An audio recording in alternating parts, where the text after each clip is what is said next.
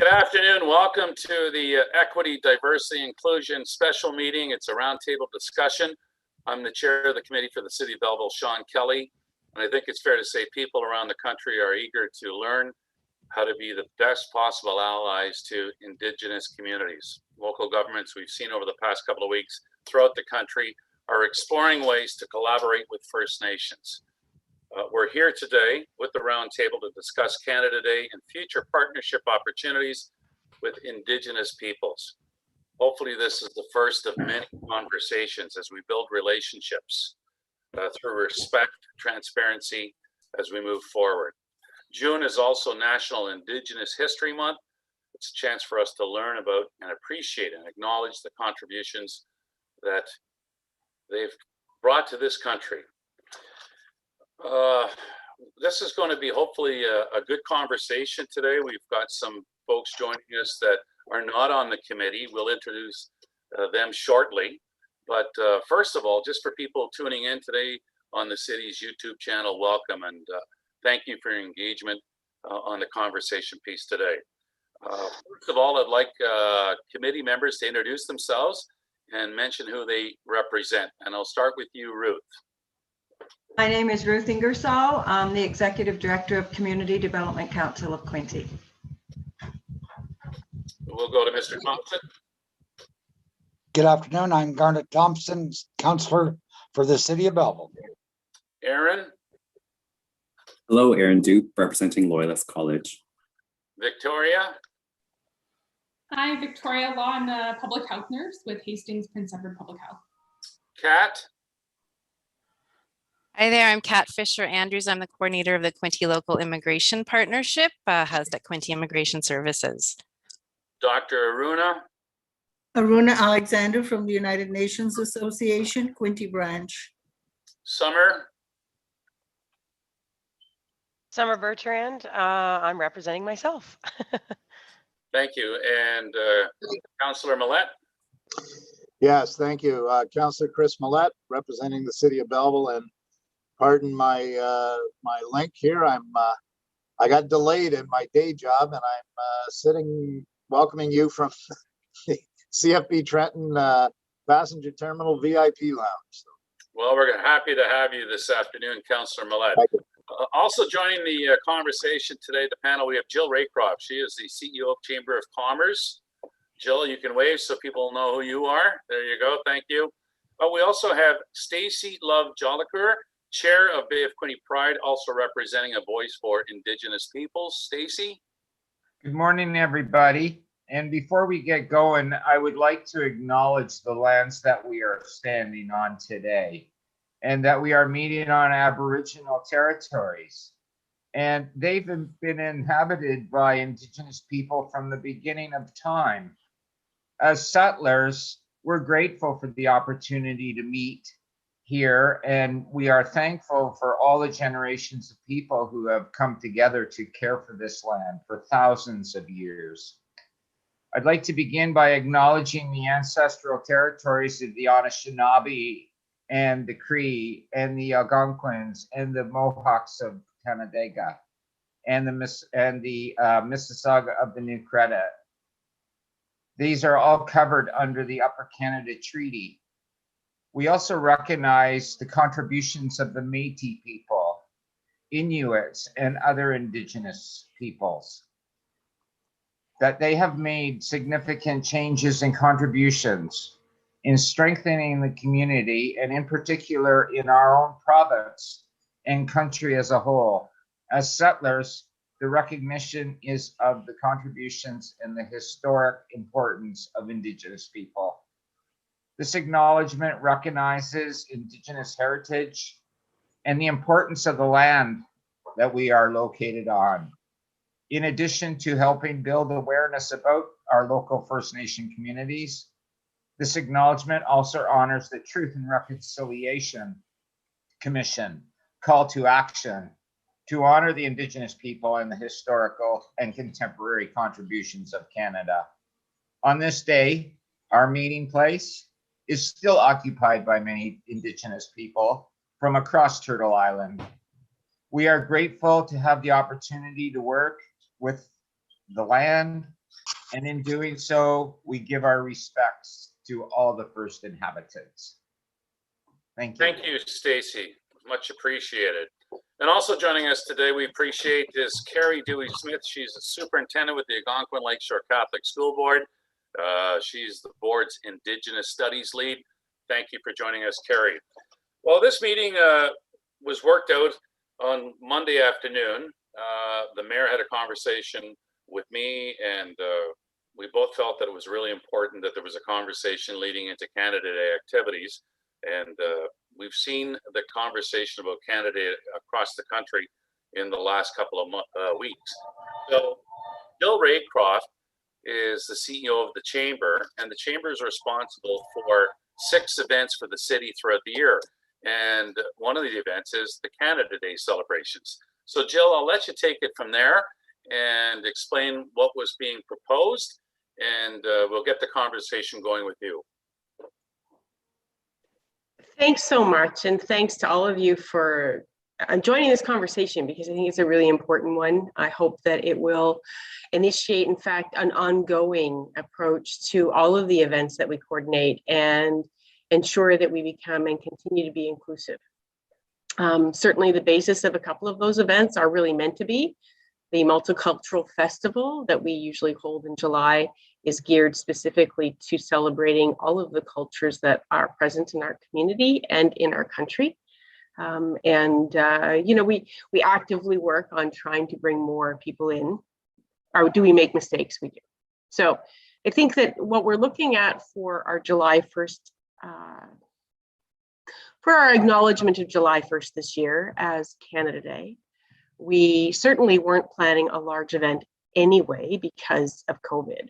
But I don't want that to change the fact that we want what we do to at least consider the mourning the Indigenous community is kind of dealing with right now. And so I'll explain what we had in mind and whether or not there's any way that there's some space that the Indigenous community can feel that at very least it doesn't disrespect their sadness, but it focuses on something current and local that may, and if there's a change that needs to be made that can acknowledge that, that's great. We're very open to that. I think the city has asked that we do conduct some kind of event that day, and so if we can incorporate something that makes it inclusive, that's great. But I also respect that this is not a day that the Indigenous community would necessarily celebrate in any way, shape, or form. And it's maybe a day you'd rather not acknowledge at all. So saying that, what we did last year was a procession of vehicles. We couldn't do a parade because we can't encourage anyone to gather, but we pulled together 25 vehicles. In recognition of it being Canada Day, we asked those vehicles be either red or white. Some of them flew flags. There was a bus that played songs. They were songs that were maybe traditionally Canadian in nature some way, whether they were Canadian artists or that kind of idea. And we took these vehicles on a tour around the city that focused on long-term care homes, retirement homes, and the hospital. Our intention was to acknowledge the frontline workers and all of the residents in those homes who had been isolated for, at that point, only 3 or 4 months. We now know that's been almost 15. The other part of this celebration or the acknowledgement of our community that day was to consider the essential workers who had been working at that point, maybe 3 to 4 or 5 months, every day, but maybe not acknowledged as a frontline worker. So your grocery store clerks, the people in manufacturing, everyday heroes, and that's what we called them. And we opened the nomination to the community. So with the expectation that we were going to do this, and then what happened with that presentation is the mayor, the MP, and the MPP provided a certificate thanking them for their service to the community, and we presented that in front of the Belleville sign. We had about 20 different people that were represented last year, and we've received about 20 nominations this year for, again, people in the community at large. So the plan for this year was that we would initiate the procession with the presentation at the Belleville sign, which is now seated at Westwicks Park. And then the procession would leave from East Wicks, make its way around to those long-term care homes, and then the hospital being the last location. That's what we have planned. I gave a couple of suggestions to say that we could incorporate even, actually, I'll leave it to you to tell me if there's anything, any part of that we can adjust to be respectful, or if it really doesn't fit. Thanks, Jill. Stacy, I'm going to go to you next, just for your thoughts and possibly ways that we could work together, or some ideas, or just to hear from you. Well, thank you very much, Sean, for including me in the conversation, and I'm quite honored to be here, folks. I identify as a two-spirit Métis trans woman, and my ancestry, oh, it looks like my camera just went off. Isn't that interesting? Anyways, my ancestry comes from the Calumet Island, up on the North Ottawa River. Can everybody hear me? Yes. Okay. So I'm sorry, I don't know what's going on with the camera, but okay. So yeah, and in the early 1600s, the tribe that my ancestry comes from was the Painted Feather tribe, and they migrated from Calumet.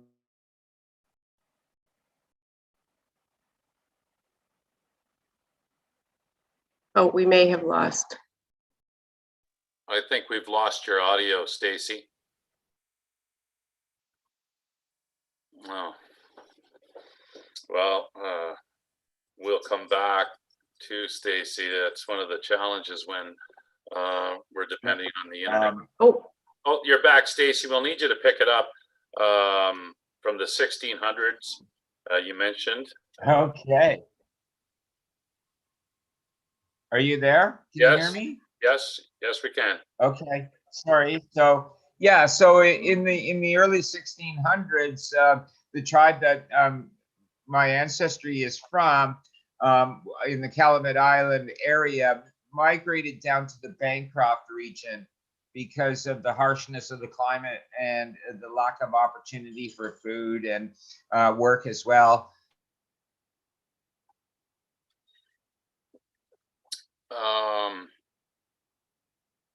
We've lost Stacy again. We're going to come back to Stacy, and maybe we can work on some of the technical issues there. We're going to go right now. Okay. We're losing you, Stacy. It's breaking up. Can you hear us? Me?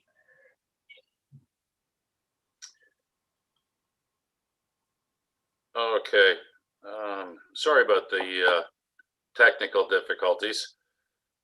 Carrie, are you ready to step in right now and give us your perspective as an educator, and possibly some ideas or ways that we can continue to build a relationship?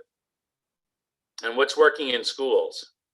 Yeah, thank you, Sean. Absolutely. And it's my pleasure to be a part of this conversation this afternoon as an ally. Certainly, I think in education in particular, and I'm not sure if this is Summer's perspective as well. I'm looking forward to hearing from her.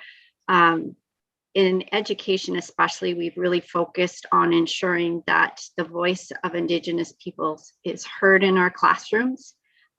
Firsthand knowledge that the story of Indigenous people really is from their perspective.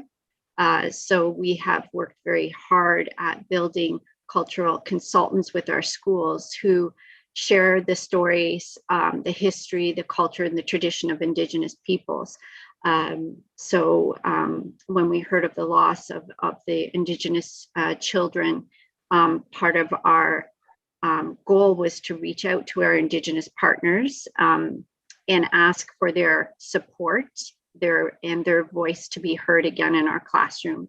So if any advice that I could offer would be to be mindful that whatever the decision might be in relation to Canada Day, that the voice of Indigenous people is the one that we draw upon to make those decisions, not ours. And, you know, I was thinking a little bit about this after Sean asked me to join this meeting. And I think about, as a history teacher, what Canada Day is all about. And Canada Day is really built on the premise of uniting a nation, that the whole goal of Canada Day is to celebrate uniting of a nation. And right now is not a celebratory time in our history, because our history is our present. And so a proper acknowledgement of that history in the present and the effects of that present is really important, and being mindful of that planning. And so I would really believe that asking our Indigenous partners, whether from territory, whether the consultants that we've built through tables such as this or in our schools, are asked, how can we honor and respect the voice that has not been heard in our history?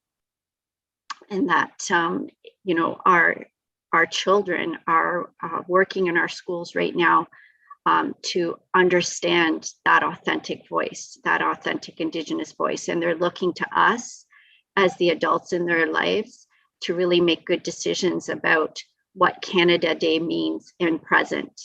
And so whatever we do to honor that vision and voice is going to be really important, because they're looking to us to make sure that we get it right. So that's what I could offer at this point in time. Thanks, Carrie. Summer Bertrand is one of our committee members, and we're so glad to have her. She's also with the Hastings Prince Edward District School Board. Summer is the instructional coach, Indigenous education, and you are one of the first 4 that we were going to draw on today before we hear from others on the committee and their thoughts about ideas. But just give us your perspective, where we're at, and how you feel what's happening right now. Sure. I want to start with Jill, because I think, Jill, like, you seem like such, I don't know you, but you seem like such a kind and thoughtful person. And I think your intentions are really genuine, right? And you seem like you're a listener. So I'm glad you're a part of this conversation. And I want to thank you for the things that you do in this city that are pretty great, right? So not to get lost in that conversation, that you're trying to do the right thing. And just to jump in with Carrie's thoughts, we do in education, we have absolutely nailed the calls to action 62 and 63, both of our school boards. We are deeply entrenched in those conversations and teaching and learning of youth. So I would say both of our boards do a really great job at educating our youth on the current. And as you said, I really appreciate, this is not the past. We all live with this trauma of what's happening, and it's still happening in the country, right? And I think that's a piece of where we get stuck. It often is talked about as something to do with our past, and it's absolutely not. We have higher rates of children in care. We have higher rates of people in incarceration. We have higher rates of people with various different medical conditions. And the struggle is real when you look around the community and see Indigenous people struggling with some of those issues.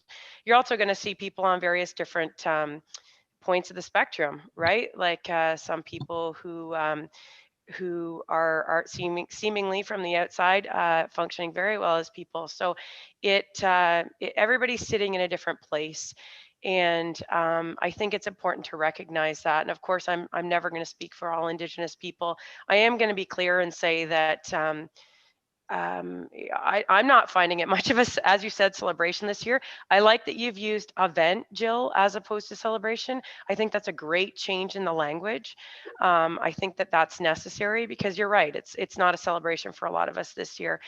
Even within my family, we're a little bit split on what we think. I know we're wearing orange and not raising the Canadian flag this year, and in my family. And just to give you some background, Jill, my father is a status member of the Mohawks of the Bay of Quinte. Just recently, in the last 6 years, acquired that status because he was a part of the 60 Scoop.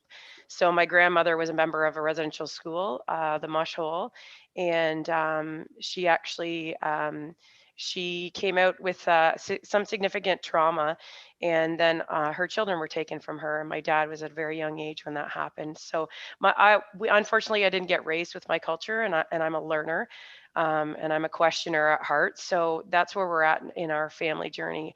And things like this that come up, it's difficult, right? My grandmother is a part of the missing and murdered Indigenous women's inquiry. Like, it just goes on, right? When you talk to people about your history. So I think we need, and I don't want to speak for everybody, and Stacey's going to tune in here soon.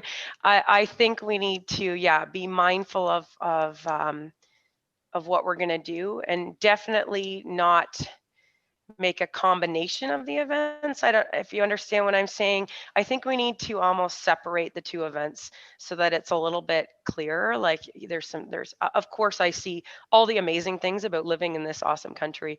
I totally see that. I benefit from that daily, but I also am carrying that other piece of the history, right? And the current reality of what I work with, and what I experience as a person, and the racism that still exists in our community. So I think I think the two need to ride a little bit apart from each other, if you understand what I'm saying. This year is definitely not the year that we should slap orange on anything and call it a day. We should be meaningful in what we're going to do, and how we're going to proceed. And it is, I've talked to a couple of the counselors, and we are going to move forward with some significant education with city staff, especially if you look at the calls to action number 57 directly relates to city council. So, we're going to work through those pieces as a whole community, and sort of staff of the city of Belleville. So I think, I guess those are my thoughts. Thank you, Summer. Appreciate that. Stacey, we're going to come back to you. Hopefully you had a chance to hear Summer and Carrie with some of the talking points they had. We'll go back to you now. Let's hope it all works well, the audio. I think I'm there. Yeah, everybody hear me now, right? Yes. So I was saying that, as a two-spirit person, a lot of people don't really understand what two-spirit is about. So let me just briefly explain it to you so that you understand what I'm about. Among the native people of the land, there have existed for untold centuries individuals whose gender identity or their sexual expression and the societal roles that they played varied fluidly. And from what many Westerners would presume to be traditional heterosexual or normal, masculine, feminine constructs. These profoundly socially aware individuals, these two-spirit people, known today as two-spirit, share a mixed gender consciousness that's said to result from being born with a male and a female spirit, first discovered by those who came to conquer and colonize North America. Interesting. And it's quite honestly a shame that we have to put up with that.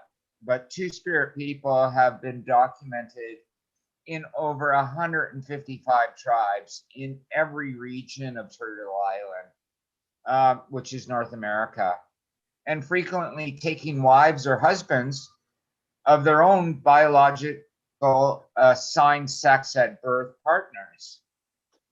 It's a lot of words. Until the influence and the prejudice of the Western culture introduced the foreign concept of homophobia. And here we are today. Contemporary interest in two spirits came to light by the modern gay rights movement, and it's studied and growing interest as though it's a new phenomenon.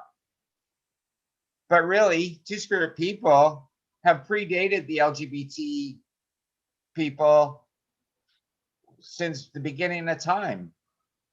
And as the originators of our communities with more than two genders in North America, our complex traditions represent a richer understanding of polymorphous, complex traditions and human sexuality and gender expression. It is believed that we are a gift with special insight and empathy. Many Two-Spirit people are respected as mentors and healers and educators. And the most amazing thing is that we are recognized by our tribes to be the sacred medicine carriers.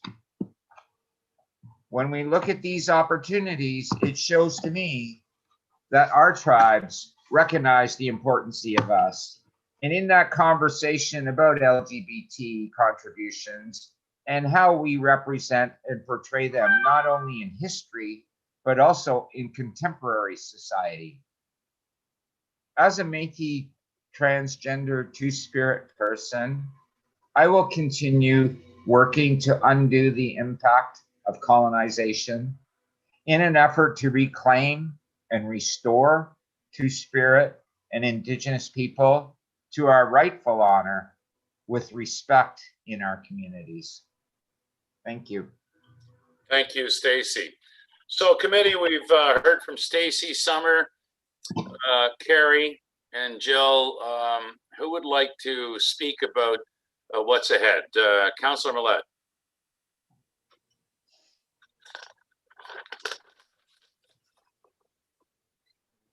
We'll just have to get you to hit your mic there, Chris. There we go.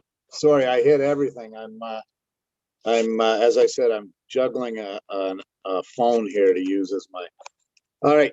Yeah. And you know what? I've listened intently to Carrie, Summer, and Jill, and I know where Jill's in the unfortunate situation of and as Summer said, Jill is very caring and very respectful of all aspects of the community, and this is a difficult time to try and balance what should be a celebration, but with an observation, with the respect of the gravity of what's happening and what's come to light. But a lot of this isn't new. I think we've all of a sudden become hyper aware of an awful lot of long simmering issues with our Indigenous peoples. So, you know, I see this as a learning opportunity of how we can begin to make this right. We certainly aren't going to solve an awful lot of these issues overnight, but I really like what Carrie said, that it's the voice of the Indigenous peoples that we have to listen to at this point. And as well, Summer said that the combination of observations and celebration, that's oil and water for me at this point. I agree with her on that. But I believe at our very core, this committee is a committee of city council, and it's our job to listen. And our job is to listen and bring the message back to city council. And I truly believe that I think going forward, this year, I don't think the exercise here today is to all of a sudden come up with some magic observation or event or anything we could do this year. The decision has been made by city council at the direction or after the suggestion of His Worship Mayor Panchik that the city will quote unquote not cancel Canada Day. And all well and good. And there's a large number of people that do want to carry on this traditional celebration. Going forward, though, I think, and it's something that, again, we can discuss bringing forward to city council, and where we need to make a decision to be respectful of the Indigenous peoples in our community, that we maybe somehow look at some way of an observation in subsequent Canada Day celebrations, either not part of the ceremonies or the celebrations at Zwick's, but some community education or, I don't know, story sharing opportunity. Again, it all comes back to having to listen to the voices of our Indigenous peoples. And we have between possibly 7-8% of our population, you know, a goodly sizable portion of our population are Indigenous peoples, not just Mohawks from our neighbors from Tyendinaga, but from, as we've heard from Stacy,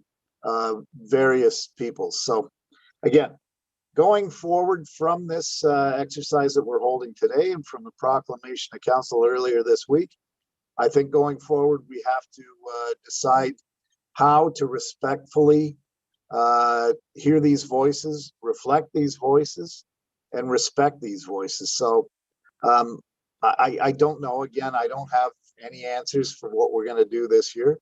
I didn't expect that we would, but I do respect the sharing of stories today and the suggestions moving forward. So I think we can build from this. That's about really all I can say at this point. But I think the excellent points from Carrie and Summer, on their observations, and Stacy from her lived experience. But I think going forward, we need to listen and again bring some suggestions forward for our observation of Canada Day going forward. Thank you, Mr. Chair. Thank you, Councilor Manette. Anybody else would like to speak to Victoria? We'll go to you. Thank you for that. Hi. So before I start speaking, I'd just like to position myself as a non-Indigenous person. I am a settler and a white woman. So I think that it's important that my perspective is considered in that context. If we are moving forward with the term celebration, I think I agree with Summer that acknowledgement or something a little bit less cheery might be a better term, but I think we need to reflect on and consider what is being celebrated or acknowledged on this date. And if you consider the Truth and Reconciliation calls to action, I think we need to make sure that we're not going forward with the doctrine of discovery and saying that we as settlers found this land, and that is not an appropriate way to be acknowledging Canada Day. If we're moving forward on this, I think that maybe one way could be respecting and celebrating Canadians and community members, perhaps, rather than the institution and the government of Canada, just considering the context that we are operating in right now. And to me, it feels like a heavy day this year. I don't really want to go and see fireworks or anything. I think that is personal, and I think we need to make sure that I think that this year, no matter what, just considering the context of COVID, it's not going to feel like you can't avoid it, but there needs to be an acknowledgement and a space that not everyone is celebrating on July 1st. Thank you, Victoria. Anyone else? Councillor Thompson. Thank you very much. First of all, I want to thank the Councillor Sean Kelly and the Mayor for organizing this and bringing this group of people together. And one of you said, let's not just have something thrown together for this week for Canada Day. But first of all, I must say I think we need to still celebrate Canada Day, but I think it's like the LGBTQ. We have the Pride Parade in Belleville. We've had for a number of years, and a number of people have taken part of it, and we've learned from the gatherings down at Squicks Park, people talking, and we've learned an awful lot about that situation, that type of culture in our lives today, and that's been helpful.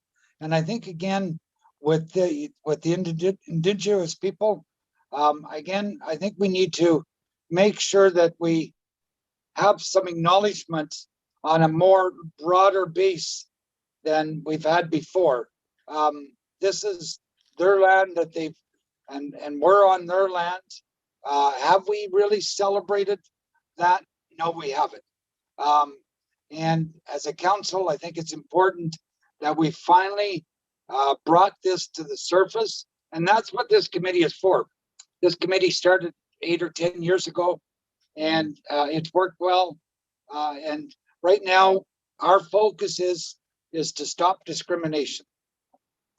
And by acknowledging the Indigenous people and all the other cultures that we have in this world, we stop that discrimination where we segregate people. We don't want to segregate people. I've got a lot of friends that are Indigenous people, most of them from the reserve. And matter of fact, one comes and does a lot of work for me in my yard. But I think to say that we're going to celebrate the Indigenous people on Canada Day, I think would be wrong. We need to bring something that's meaningful separate. And it could be in the future on Canada Day, but not this Canada Day. There's an awful lot of hurt going on since the schools have been discovered, and we don't know what more is going to be discovered. The government has to acknowledge, has to come to terms. The churches have to come to terms, and not just the Catholic Church, but all churches that maybe have had some involvement in children in the past, adults in the past. So we have a lot of healing to do. And how we do that, Chair Sean Kelly, I don't know. But I know that I don't want to see it, or I would prefer not to see it as a trying to throw something together for this Canada Day. We need to make it, and the wording coming to council in the future, counseling, acknowledging, and that we need to celebrate Canada Day. Canada is a wonderful city, a wonderful world, wonderful Canada that we've lived in. It's been good to us, mostly. We've had situations that's been wrong. We'll have situations in the future that's wrong. But the answer that, like everybody's saying, how do we do this? I don't know. I know we need to acknowledge them, but I don't want to make it a half-jiggered approach on Canada this year. We're going to acknowledge Canada Day. We're not going to have a big celebration. And I commend the Chamber of Commerce for doing what they do. And I think if we plan for the future, we can make this situation better for our community and better for the world and better for the Indigenous people and better for the citizens of our country to understand the Indigenous people and what they've gone through and what we can do to make a more harmonized group together as one country. Thank you. Thank you, Councillor Thompson. I just wanted to add a few words and what I've taken so far from today and just kind of where we're at in 2021. The way people get their information and knowledge is different today than it was 20, 30, 40 years ago. Access is there. They can read about stories, hear people share stories instantly with technology. And I think that has really helped with the knowledge for all of us in this country. And you know, when you think about it, 139 schools, residential schools in the country, the last one closed in 1996, and I think we all have a role in reconciliation. And what I've taken today, listening to Carrie, Stacy, and Summer, and as Councillor Millette said, it's really the voice of the Indigenous peoples, and we see the success. And I've lived it firsthand as a former trustee with the Catholic School Board on Indigenous studies and culture exchange they do with their students, that it's been very successful. And success to me also means educational, and they leave the students learning something. I believe moving forward that the city and the events and social clubs, charitable clubs, we have to have more communication, and I'm going to lean on, as long as I continue to have this role, both our educational partners. I mean, you see it firsthand, Carrie, and Summer in schools. There's probably still lots of work ahead, but it's education, I believe, is the key. Education. And hearing those stories, as Councillor Millette mentioned, I don't see a partnership for this Canada Day, and I respect that everything's been said today, but we can work together. I will say this: in the last few days, I've had people reach out to me from Tandanaga thanking me that the conversation is getting to this level, and that's good. I feel my role and others on the committee now is to continue to build those relationships. September 30th is going to be a special day in this country. We can put things together because we will. And I think education is the key. We have to listen and build a relationship that way, because it's at the hands of the federal government, the provincial government. But we've noticed in the last couple of weeks, it's municipalities now in Canada taking the lead on that. So I will leave it there at that. My thoughts: education is the key, and I thank Carrie and Summer and Stacy for that. Anybody else want to make some comments? So Jill, if you want to say something, just raise your hand. And Jill, we'll go back to you. So after hearing the presentation today or some of the comments from our panel, what do you think? What are you taking from this? Well, I guess what I'd like to know is whether or not what we have planned, because A, it can't be a fireworks celebration. It can't.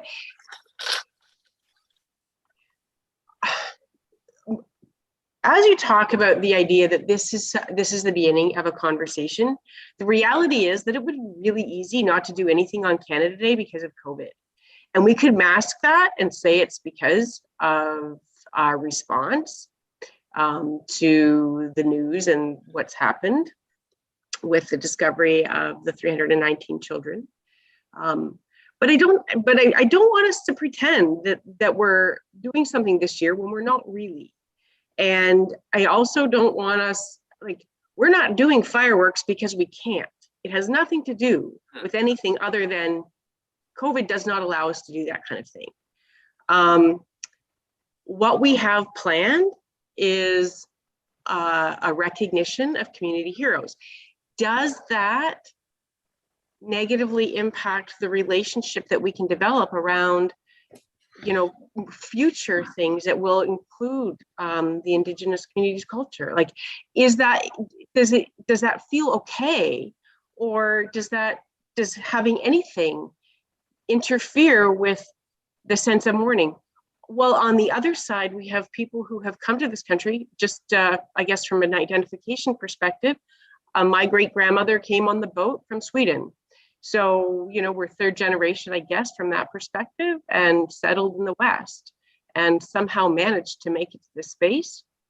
So, I mean, and I have to say that I have really benefited from the fact that my grandmother constantly instilled some of those traditional foods and the cultural significance. Other than lutefisk, I would say no one ever has to do that. Which is pickled herring. Anyway, so I guess what I'm trying to say is, if what we're trying to do can be done in the context of respect, then I would like us to be able to move forward with recognizing those community heroes. If there's something we can do that adds to recognition of the mourning that is happening throughout our Indigenous communities right now, I would be very open to what that looks like. If there is something that we have planned that is extremely distasteful and clearly disrespectful, then I would like to know what that is so we can remove it. Thank you. Carrie, I know you have to get going to another meeting in a few minutes, but just wanted to get any final thoughts before you leave us about the conversation today. Yeah, thanks, Sean. I'm very proud that we're having this conversation as well, because I think it's really important. I just want to go back to something that Councillor Thompson had mentioned about Canada is a wonderful place to live, and it's a great place to live. And what I would say is, I would probably hear on the other side of that many Canadians do not feel that this is a great place to live, and this has exasperated that. For our Indigenous people who have suffered and who have felt the trauma and continue to feel the generational trauma of residential schools and the suppression through colonization, that if we are to do anything, Jill, I guess my final comment would be is that we have to acknowledge that if we are celebrating or acknowledging Canada as a united country, that some people will not feel that this is a wonderful place to live. And what has been uncovered reminds us again of that. So if there is any way that we can recognize that, I think that would be important. I don't have an answer as to what that is, but I think Garn is correct. For many people, Canada has been a place of privilege and a place of safety and absolute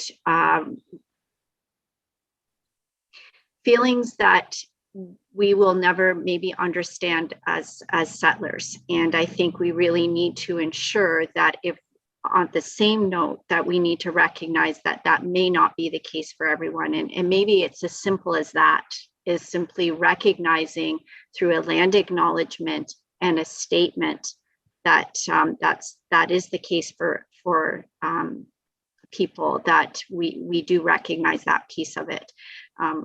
I guess that's what I would like to offer, and I appreciate the opportunity to be here, and certainly if I can support this committee or this work in any further way, I'd be happy to be a part of that. And thank you for hearing me today, and I wish you well with the next steps in your conversation.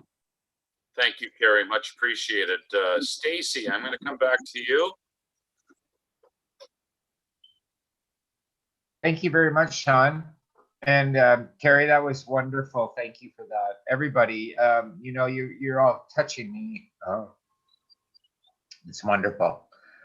You know, one of the things that I had a conversation with Sean yesterday about was, you know, what can we do to move forward, right? And, you know, with all of the travesty that's happened to so many people, right? You know, it's a time of healing and a time of, you know, looking inwards at our own actions as well. But what I would love to see is our city recognize the importance of the Indigenous people and look at an opportunity of maybe creating a healing lodge at Zwicks Park as part of the festivities.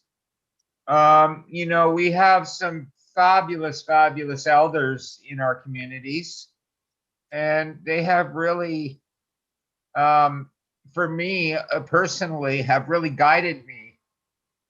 And I really feel that the healing part is the essential part, along with awareness and education. And that can all be part of the conversation.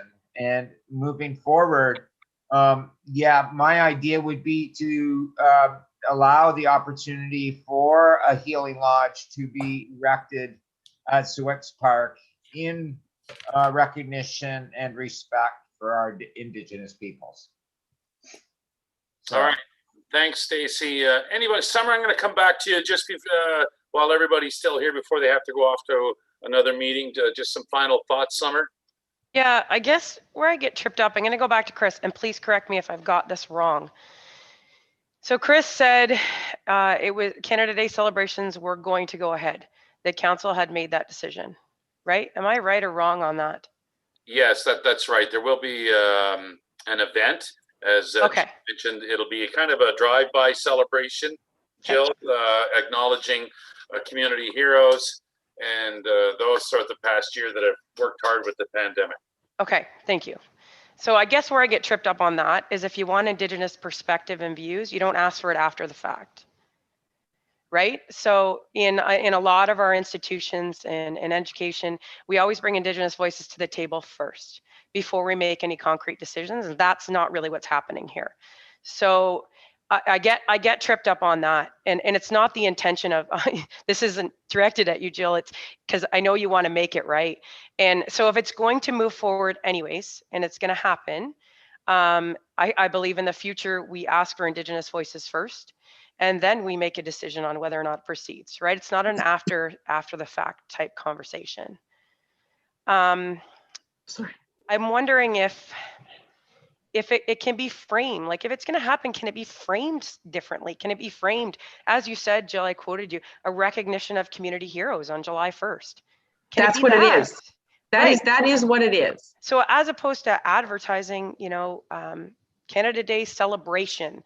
So maybe it's July 1st recognition of community heroes, right? And I don't know if that makes sense. It does, absolutely. And I'm happy to, and part of the choice of using July 1st is that it's a day that people aren't working. So it is still a national holiday, and it's an opportunity for us to bring people together safely for that purpose. Because it's at the Belleville site, I think the only institutional element that's probably involved is the MP, the MPP, and the mayor. So that I guess that significantly represents the governmental institution. But I don't even know that there's a space to, I mean, if again, the community hero piece, that's open, it's an open nomination. Anybody can bring forward, we would recognize anybody. And I guess the question is, so we plan these events every year. So, and we're required to make a presentation to council requesting certain support.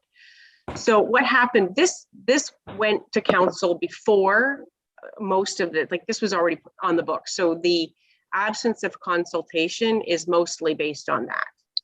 And okay, thank you. Yes. So we're here now saying, this is what we had planned. We have guidance from or direction from the city that they would like us to go ahead with something. And so now I'm here with my hand open and my mind open to whether or not what we have planned, which doesn't really fall into the celebratory of the country. We are not acknowledging it as Canada's birthday, which we know it's not. And maybe removing the word Canada Day from it and just saying it's July 1st, does that help?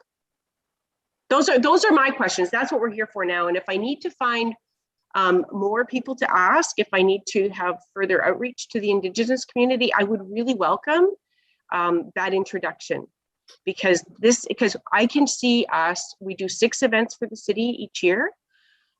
One of them is focused on multicultural influence, and I would love to find a way to incorporate Indigenous culture into that one. We've had some difficulty with that in the past. That might be because we're framing the question incorrectly. Maybe that's because we don't have the right language. Maybe that's because the event itself isn't meaningful.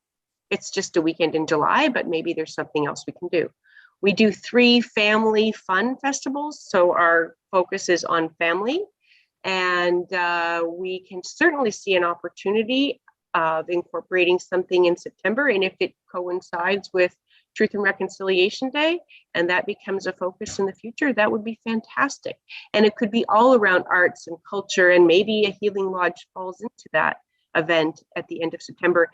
And when we do Canada Day and the Santa Claus Parade, and now we add Truth and Reconciliation Day to our list, and it just becomes part of what we do. That's certainly an opportunity. We welcome, kind of framing it around that. We do one in the winter and we do one in the spring, but it seems September might be the appropriate one. Anyway, those are kind of where we're at. That's great, Jill. Thank you, Jill. Dr. Aruna. Yeah, just a couple of things I'd like to say. I think that it is very important for us as Belleville Inclusion Committee, from this conversation and previous conversations on other inclusive issues, that we begin to look at processes and procedures through the lens of inclusivity. Focus focused through the lens of inclusivity, the procedures and processes that are being followed, and create a list of what is inclusive and what is not in terms of how things are directed. I think I wanted to say that. Secondly, I wanted to thank Jill Raycroft for her moderate suggestion that her openness as CEO of the Chamber of Commerce. I liked what you said, Jill. The sentence, I think, was, if we can add something, let's do that, and your willingness to do that. So it's a time of deep sorrow for many Canadians. And so if we can add something, we do everything by Zoom now. Could we simply add some sort of expression through Zoom for the community to say how sad we are and how sorry we are, what took place, to have maybe a 2-minute kind of ritual, because healing is such an important part, but to somehow acknowledge it. So some addition of that, and making a commitment. This is such a complex issue, right? And so emotional as well. So making a commitment to work with our Indigenous community in the future, and assuring our community that we're talking about this and we're really wanting to move forward, on this issue together. And we have Summer with us. And I liked Stacy's idea as well of creating, whenever possible, some sort of healing lodge wherever the city decides. I think that was really great. But on Canada Day, we can't just pass this by. We've got to add something. I mean, what happened is horrendous. And so we've got to do something, either by Zoom, invite the community, or prepare a brief kind of ritual. Ritual is a very healing aspect of living these things out and moving forward. Involve Summer, involve other people from the Indigenous communities. But we can't just, yeah, Jill. So I had made a couple of suggestions to council just to get the conversation started about how we might amend the event. And I mean, one I was told was really not appropriate, but one thing that hasn't happened in Belleville, and I don't know if this is a fitting tribute, is the presentation or the shoes, and whether or not having a collection brought to designating a space in the city where people can bring the shoes that are representing. So what I was thinking, if we designated the Belleville sign as the location for that, and so then they would be present in any of the photos, and they would be present for the whole presentation piece to the community heroes, and they would just be there as a constant reminder. I don't know if that's an option, but that was one way of just letting us know that that for every single photo we take of that day, there is a reminder of those children there too. Summer, any thoughts on that? Yeah, I see where you're coming from that, Jill. Where I wonder, and again, this is just my perspective, is now we're connecting a group of children that have lost their lives at the hands of the government directly with the celebration of what happened. So we're connecting a group of children who've lost their lives to what we call Canada, and now we're connecting those kids to that. So that's the complete opposite to me Right. of being honorable. Do you see where I'm coming from? I do. And that's why I get your lens. Yeah, and I think that the whole, I guess the question is, because we're actually acknowledging community heroes in the current day, that's what the presentation is about, as opposed to Canada Day. Yeah, okay. So we would just really have to reframe and stop the language full stop on anything that says Canada Day with Indigenous children's shoes. And that number is climbing so high, right? We're up Right. close to 600 right now, and that will continue to increase. What I don't want to see is that connection of Right. that's not honoring of this. And if it's, I mean, I know that they've been on various stairs. So does putting them in front of the Belleville sign negate that? I don't know. Or does it actually create the importance? Again, I totally understand that there may be no way that we can connect the two events that do it honorably. I mean, it's kind of like, this is a really bad example, but trying to encourage someone to embrace Christmas as the birth of Christ when they're an atheist or a Jew. Yeah. There's just no way that we can make that connection. And maybe we're struggling too hard to try. So we walk away from trying to repair these or make reparation in this moment.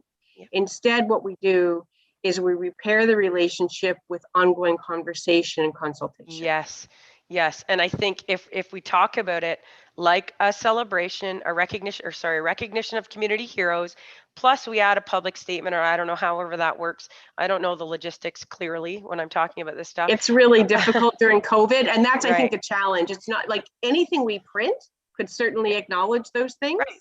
We would add it on and say, we're committed to, X, Y, and Z, or moving forward, we have a plan, or we're incorporating the proper voices from the start to the plan to move forward to help with the education piece, right? And I think that those coupled together are completely appropriate. Honoring, passed away children with a Canadian celebration, not appropriate. So I think that is, and I like your idea of the shoes in simply because it starts a conversation, Jill. So for people that haven't heard, aren't fully educated on it, it starts that conversation in the public.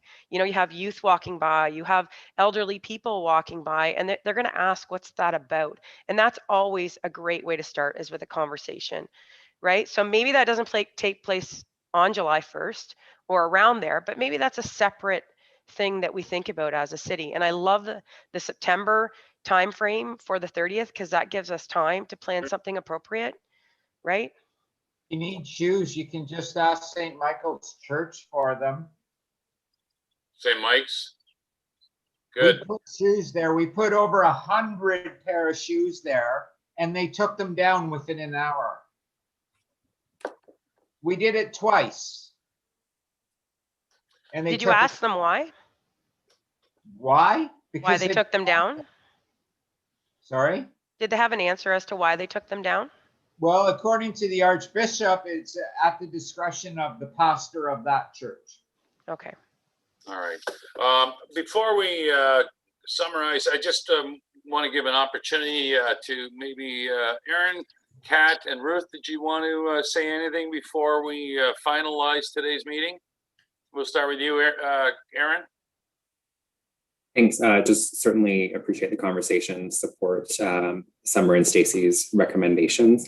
The only thing I would have to add would just be, I like the idea of how we've expanded the conversation. So just any way so it sounds like we're willing to invest time, any way that the city and the chamber can invest resources and funds as well, is something that I think always needs to go along with that. So that'd be my only addition for today. Thanks for the chance. Thank you.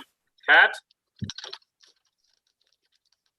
Thanks, Councilor Kelly. Yeah, I think this has been an amazing conversation. I'm glad this conversation has been started, and I really appreciate the input from all the parties involved here, Stacy, Summer, Jill, Carrie. I think that our agency as the QLIP, as the Local Immigration Partnership, our focus is on diversity and inclusion, and I think it has to start with our history and continue from there. And I think the education piece, that's the thing that really resonates with me, is that we have to keep our community educated. We have to involve our community in understanding the history of what's happened in Canada, and the progression of how that has ended up today and what we're seeing today in the continued disinclusion of many of the community members that we have. So I love this conversation. I'm really glad it's happening. And I'm sorry, I haven't contributed a lot more because Indigenous knowledge is not my specialty, but I'm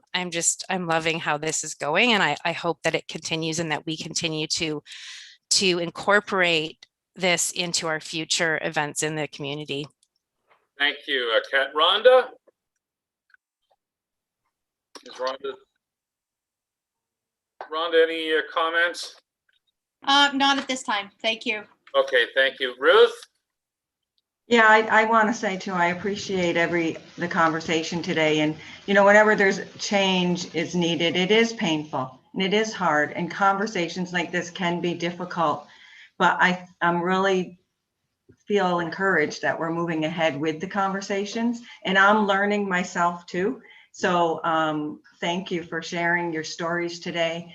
And I think the way Jill and the chamber has changed the event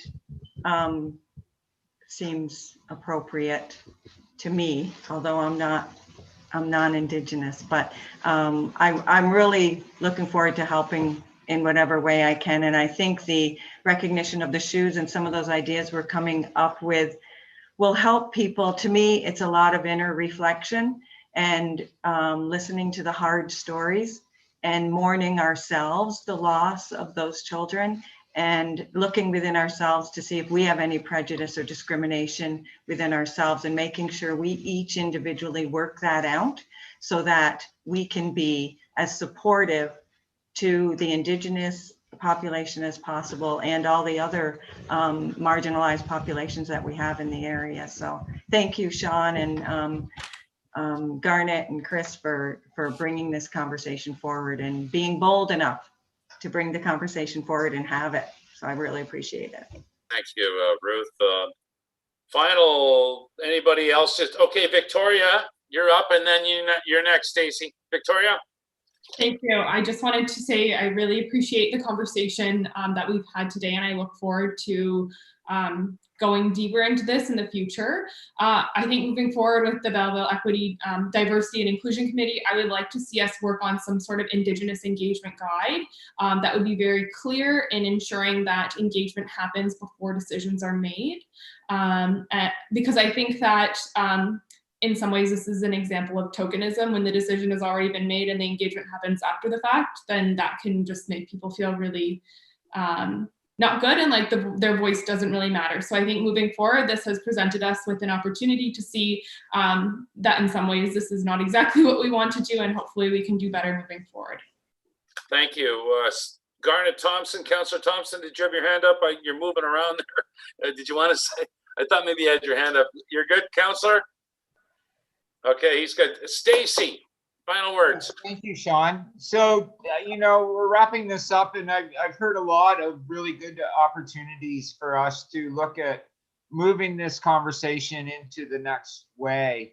And, you know, I spoke about healing, and I just want to share some few words with you, if I may. Oh, great spirit, whose voice we hear in the wind, and your breath gives life to our world. Hear our thoughts and our prayers. We need your strength and your wisdom. Let us walk in the beauty and allow our eyes to behold the reds and purples of every sunset. Make our hands respect the things that you have made, and our ears sharp to hear the voices.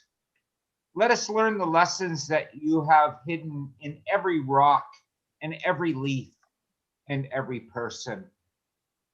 We seek your strength, not to be greater than each other, but to combat our own greatest enemy, ourselves.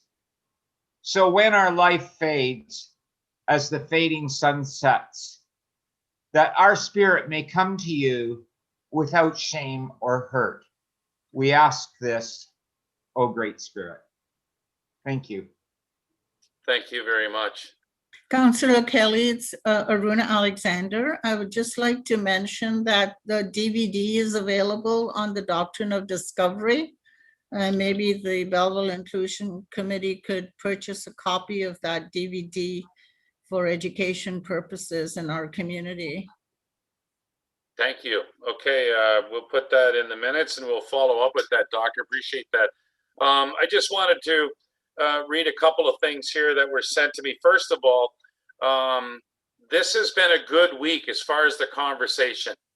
And yesterday in Tandanega, the Language and Cultural Center reached out to me. So that's a start. This is how we get, we build those relationships. Last night, I got an email from Trevor Prost. He is the CEO at the Belleville Public Library. Their organization, their committee, are aware of what's happening right now. And they sent me this resolution acknowledging Indigenous History Month and recent tragic discovery of unmarked graves. It was moved by Councillor Feeney, seconded by Councillor Thompson, that the Belleville Public Library acknowledges the tragic discovery of the bodies of children found in the unmarked grave at a former residential school in Kamloops, and that the board offers sincere condolences to the families and victims who have been impacted by Canada's residential school system, and that the board affirms our commitment to reconciliation and supports the calls to action within the final report of the Truth and Reconciliation Commission of Canada. So, community is reaching out. And finally, I will share this quick story with you.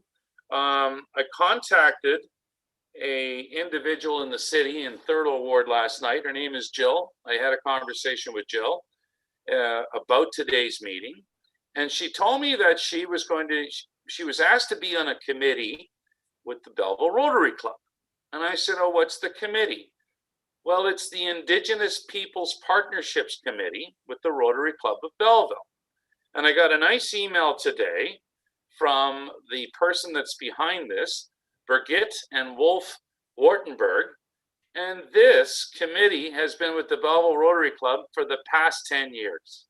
So I'm going to take it upon me with some of the contacts I have. And I spoke to Jill about this before the meeting, that there's probably different. Not the same Jill.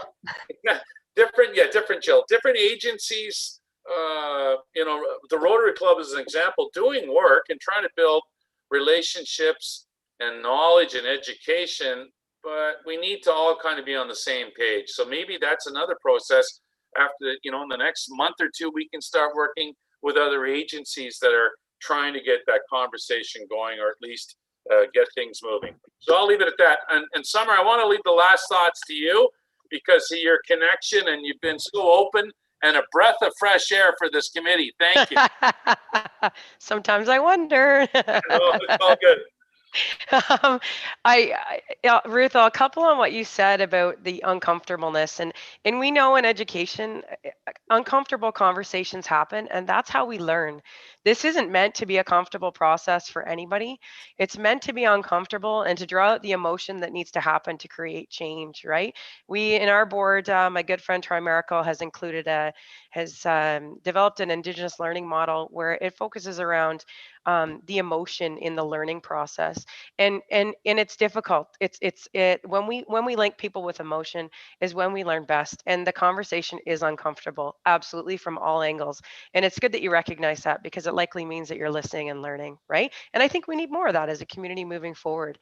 It's hard work, but it'll get somewhere, right? And with allies and friends, as we work together, it's going to happen. It's going to take time, but it's going to happen. So I appreciate my voice being heard, definitely. I appreciate the input from everybody, and by no means I shouldn't be the one to wrap up, Sean. No, but we have to wrap it up too, just with the recommendations to council. So there will be a letter draft that I've sent to council. So I would see this playing out that come July 1st, there will be a recognition of community heroes. And it's the recommendation from the Equity, Diversity, Inclusion Committee that due to the sensitive conversations we've had today, or just the climate of the country, that there will be no connection to Indigenous peoples and what's been in the news in the last several weeks, but it seems like forever. Can we include a statement though? Like, have we made a public statement like the library board did around recognizing that? Like, have we done that already? We can do that. We can do that. Thinking you follow it up with that. We recognize, you know, the people that are impacted by this. Mhm. And, you know, like we come up with a public statement that recognizes also at the same time, right? So that I people, think when Summer, they, you know, they understand why it's not proceeding as normal per se, but minus COVID. yeah, that was the Oh. point I was trying to make, Summer, that there be something stated so that we don't just, you know. And Jill, the community heroes, are there diverse heroes or are they all just from one culture? It's a community nomination. So people. So it's an open call.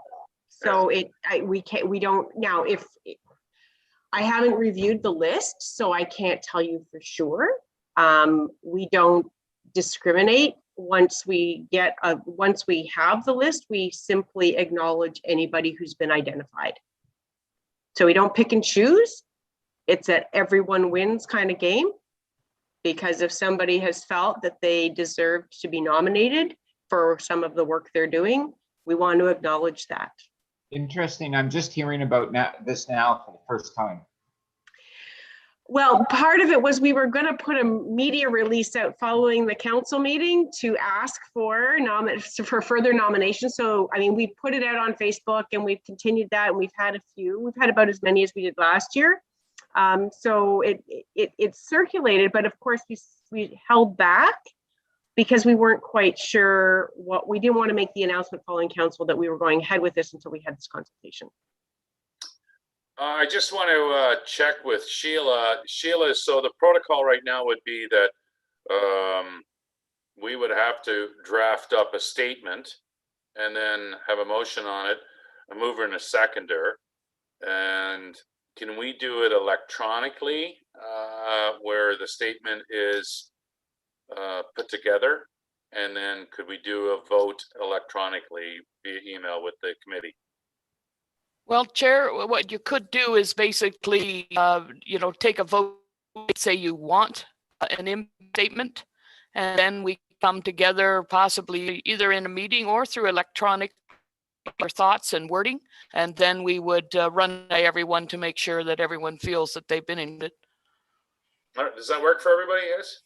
Okay, so we'll need a motion then for the Equity, Diversity, Inclusion Committee to draft up a statement leading into the July 1st event.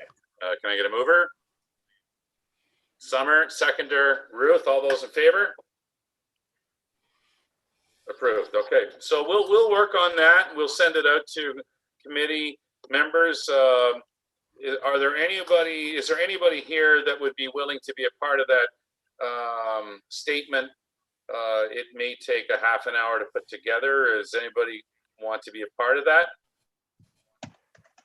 I'm just going to put my email address in the chat so that if Summer or Stacy or anybody else wants to reach out to me, they can. And I would appreciate any introduction to members on the territory or other Indigenous community representatives that would be willing and interested to talk. Like I say, I think we're looking at a much broader conversation and how we're going to be able to incorporate this into multiple events. Mm-hmm. Understanding and expecting that what we do for July 1st is not going to be representative in any way. And we'll try to, I will do my best to pull away some of the celebratory language around that too. That really, it's the focus around July 1st. It's the focus around community heroes, recognizing people who have made an impact in our community in the last 15 months. And I mean, we do, I guess the last question I have is the intended procession that would pass by the long-term care homes. Is that insensitive? Should we cancel that?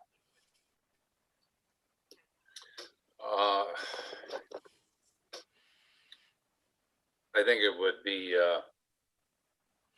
I don't know myself, I'm only speaking for myself. I don't know how that would be insensitive to folks in nursing homes. If anything, it would be exciting for them to have traffic, music, noise, some atmosphere going by. Yes, people can go into nursing homes now and visit. I think it's up to 4 or 5 outside, but it's still been a grind. I remember last year, they appreciated that acknowledgement and just that sense of somebody coming by and visiting, you know? That's the intention of it. Yeah. And it's I'm just wondering if there's some way we temper it this year so that it, or do we, like, again, I mean, there are a group of Canadians who are grateful for being part of Canada, and don't see and have not yet reconciled with the history of of the land. So that's the education piece I think we have to come toward. I just don't want to add insult to injury on that space. Yeah, and I don't think it's I wanted to bring up, we're going to work on our statement, and I think we've all agreed upon how Indigenous peoples, there will not be a connection to July 1st, but I'm not sure if it's the call of this committee to take away the name Canada Day to the city. Like, I think that's a fine line, and I don't know if that's our call. We can certainly put in how we feel Indigenous peoples should be. We're basically saying there's no connection this year. And as far as the Canada Day name of the event, do you understand where I'm coming from? This that's another conversation. Yeah, I agree with you because I think that would be an act of parliament. Oh, sorry, and I'm not really suggesting that we can cancel Canada Day. It's like Okay, because I sensed it was that way. Did anybody else have that feeling that the name was not going to be associated to what the chamber does? Like, I don't know if our city we can recommend or if this is how we feel.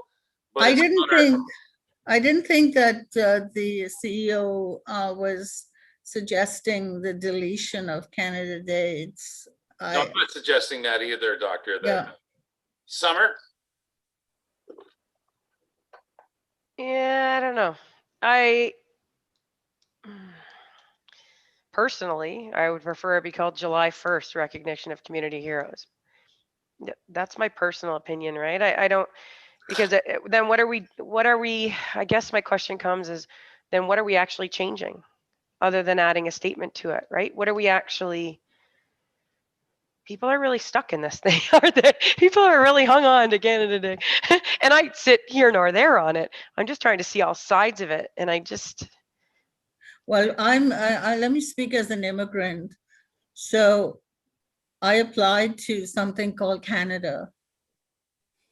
I was accepted into a country called Canada. I live in a country called Canada. So I made no application to July 1st. I totally understand. What the issues are, but this is a much larger. So the fact is, as Chris Hadfield's book says, you are here. I am here now. I am in Canada. So from my immigrant perspective, I cannot connect with anything that says delete Canada. My life this is where I've lived my life.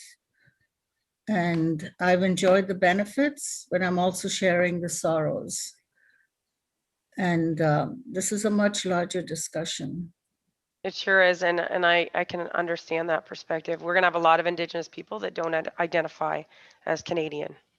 No, I understand. I have friends who No? don't identify. We Yeah. have a welcome of international students each year.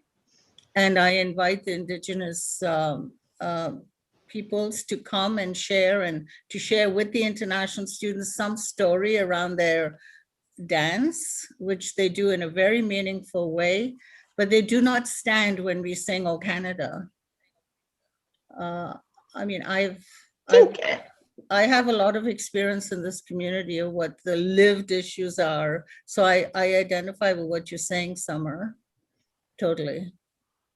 And I think that's where we want to be respectful of, you know, there being both sides to that. And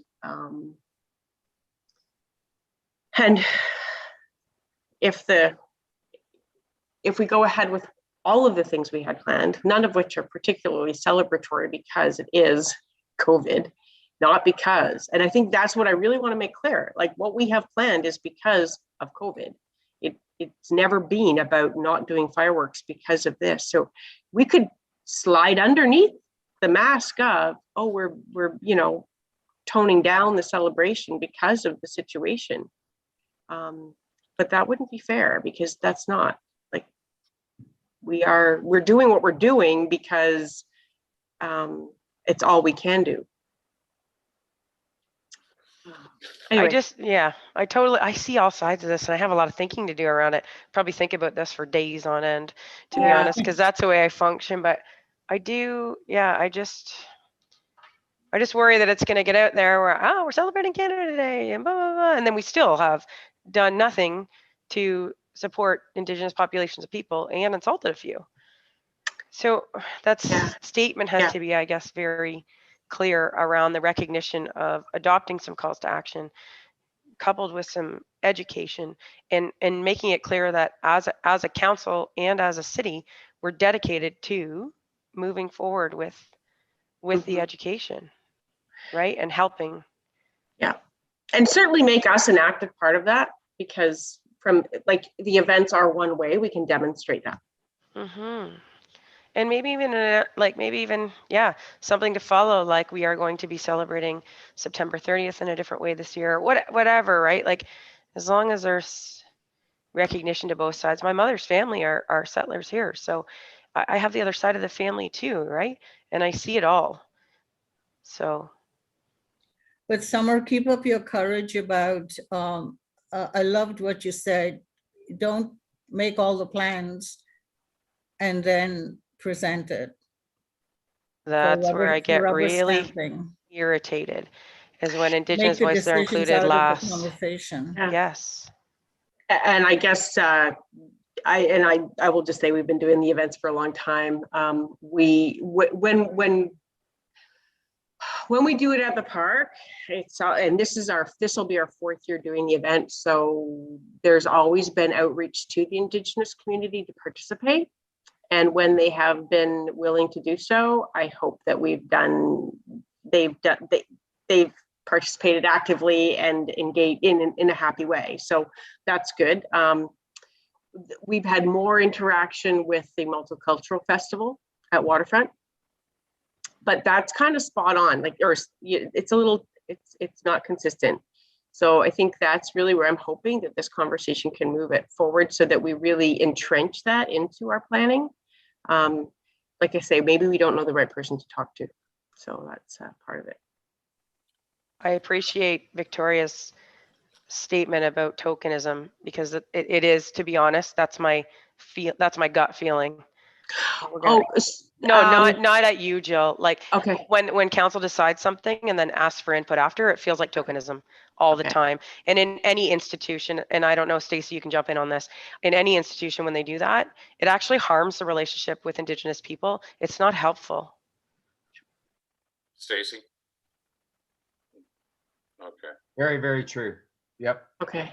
So again, if I can get you to just make sure that you've connected me with the people that I need to contact, so that we can incorporate that conversation sooner than later, because I'm not part of this committee. So obviously outside of this, if we who are truly going to be able to action some of this, this conversation, we need to know who to talk to. Yes, I think like today there was some positives that came out of it, and if we're going to shoot for an event on September the 30th, we got to get our players. There's going to be some work obviously over the next several weeks, 8 weeks.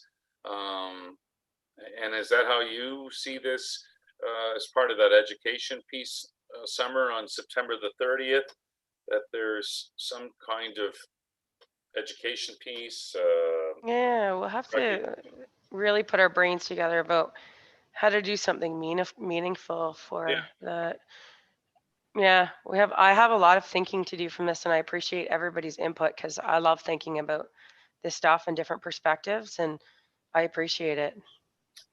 So we've got to do the statement and get that out. That's part of the goal. If anybody's willing to work on that with me, we'll set something up with Sheila when we can coordinate a time. I'd appreciate if some of the committee members would be willing to step forward and just be a part of the language that we release. And we'll send that to City Hall, and the council will have that on their next agenda meeting on the 28th, as far as any conversation they may have. And is everybody okay to leave it there at that? Okay, Aaron. Sorry, I'm just, could I just ask for kind of a quick recap on what we have kind of determined, or where the sense of what's happening on July 1st? I think I'm just a little confused. I think I thought the conversation was going one way, and now I'm not sure exactly where we've landed. So I'm sorry if I could just ask for a recap. The way I see it, this committee will draft up a statement to City Hall regarding what we discussed today. And on July 1st, there will be no Indigenous peoples connection to the parade, if you will, Jill, with the color orange or running shoes. That's how I see what has been decided today. And we're going So we'll move forward with what we had planned. Minus Indigenous. We had never included anything. The plan, as stated, was that there would be a procession of red and white cars that would go around to long-term care homes that would be initiated by a community hero acknowledgement at Zwicks Park. Okay. Okay, and it's still going to be under the guise of Canada Day. Is that what I'm understanding now? So it'd still be called a Canada Day celebration. It is going to be how we recognize Canada Day this year. Maybe we don't call it a celebration as much.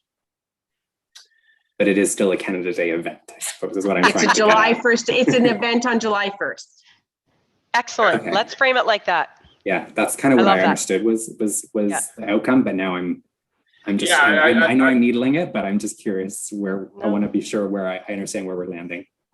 We can make that, I believe, part of the statement, but again, that will be a council decision. And Jill, as she mentioned, 6 events, to take away the Canada Day, as Dr. Arona mentioned, that's altogether almost another conversation. I mean, and I think people will identify July 1st as Canada Day as they will. I don't think we have to be specific. Okay. Yeah, and I understand that's of course it's and July 1st will be Canada Day, but I thought the conversation was, are we designating this as an official city event? Does that remain, the case?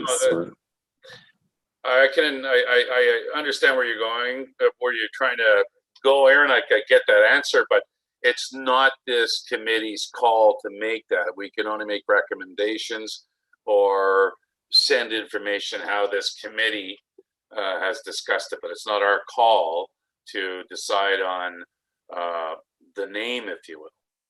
No, I totally, I understand that. I think I was just I think I was misunderstanding our earlier conversation as to where it was going. So I just really wanted to get a sense of where we're landing. Okay. And I think what I really appreciate from this is that we have some confidence that we are, what we've planned isn't necessarily disrespectful. The fact that it's July 1st is, it's July 1st. It's happening on Canada Day, but it's not necessarily a celebration of the country per se, but a celebration of our local heroes. And I'm sure there will be many in this country reflecting and having some quiet time too, thinking about, because there's been lots of stories being shared, and I know it has. The residential school story is top of mind for many, I believe, in this country. And I'll just leave it at that. Anything else before we sign off? So any hands up, or as far as maybe helping us with the statement, anybody? I would like to do that, but I think it should be a non-Indigenous person that does the statement, is my thoughts. That's why I'm not jumping in. Okay. Kat's in, Victoria's in, and we will set something up with Sheila. Can you email the three of us, and we'll get Councillor Milleton involved, and Thompson, and we'll see if we can get something out. We'll shoot for a date by maybe Monday. Does that work, Sheila?